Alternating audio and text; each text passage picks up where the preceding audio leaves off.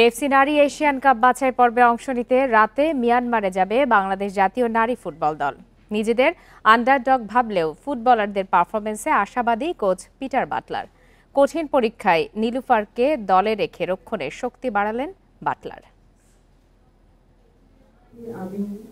মিয়ানমারে এশিয়ান কাপের বাছাইকে সামনে রেখে বাফুফের আনুষ্ঠানিক সংবাদ সম্মেলন। নিজেদের প্রস্তুতি ও লক্ষ্যের কথা তুলে ধরেন কোচ পিটার বাটলার। সাথে ছিলেন অধিনায়ক আফিদা খন্দকার। বাহরাইন ও মিয়ানমারের কঠিন চ্যালেঞ্জের আগে রক্ষণের শক্তি বাড়িয়েছেন কোচ পিটার বাটলার। লম্বা সময় পর দলে ফিরেছেন নীলুফা ইয়াসমিন। সাফের দলে থাকলেও মাঠে নামা হয়নি তার। বাদ পড়েছেন মেঘলা ও ফেরদৌসি। তাদের জায়গায় ডাক পড়েছে মিলি আক্তার ও স্বর্ণা রানীর। রক্ষণকে আরো শক্তিশালী করতেই মাঝ মাঠ থেকে একজন কমিয়ে ডিফেন্ডার নীলুফাকে দলে নেওয়া হয়েছে। স্বাগতিক মিয়ানমার কঠিন প্রতিপক্ষ। বাহরাইন ও তুর্কমেনিস্তান দুই দলকে হারিয়ে এগিয়ে থাকতে চাই।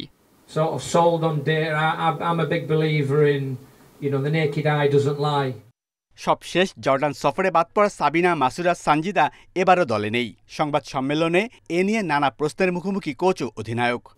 No comments. টানা দুবার সাফ চ্যাম্পিয়ন বাংলাদেশ। গ্রুপ পর্বের বাধা পেরিয়ে এশিয়ার সর্বোচ্চ পর্যায়ে খেলার লক্ষ্য আফিদার। তবে সেটার জন্য মোকাবেলা করতে হবে কঠিন চ্যালেঞ্জ, বলছেন কোচ। কোচ আমাদেরকে যেভাবে প্র্যাকটিস করিয়েছে তার প্ল্যান অনুযায়ী আমরা সেভাবেই করার চেষ্টা করেছি। আমাদের টার্গেট থাকবে কোয়ালিফাই করা। 3টি ম্যাচে খুবই গুরুত্বপূর্ণ। আমাদের প্রতিপক্ষ বাহরাইন, তুর্কমেনিস্তান, মিয়ানমার খুবই স্ট্রং টিম। আমরা চেষ্টা করব ওদের সাথে ম্যাচ বাই ম্যাচ জেতার। আমি আশাবাদী এবং আত্মবিশ্বাসী এই দল নিয়ে, কারণ দলটা বেশ কিছু প্রক্রিয়ার মধ্য দিয়ে যাচ্ছে। ওদের ভালো কিছু করার তাড়না আছে।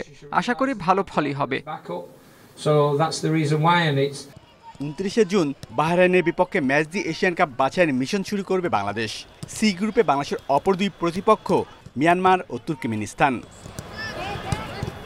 Shamim Ahmed, Independent News, Dhaka.